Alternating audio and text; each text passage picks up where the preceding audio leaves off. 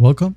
In this video, I'll show you how to send a mass email in Pipedrive. All right, go ahead and go to the left panel and click on Contacts. Click on it. And in here, you're going to want to select the group of people where you wanted to send an email. For example, Mr. Autumn Miller right here, Tony Turner, Gloria Kin, and Araya. Now, if you want to select it all, you can just close this one and tick on this tick box besides the name. All right. Click on it, and as you can see here, it is now all selected. Now, what we're going to do next is just click on Send to a Group Email. All right.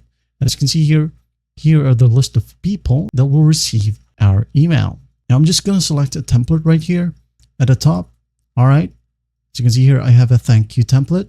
Now, if you don't know how to create a template, we have a separate video for that. Just go ahead and look it up on the channel. And the title is How to Create Templates in Pipedrive. All right. So once you're done editing your message right here, just basically hit on Send Messages right here. And on the drop down, you can go ahead and select Send Later and adjust the date and time when you wanted to send it.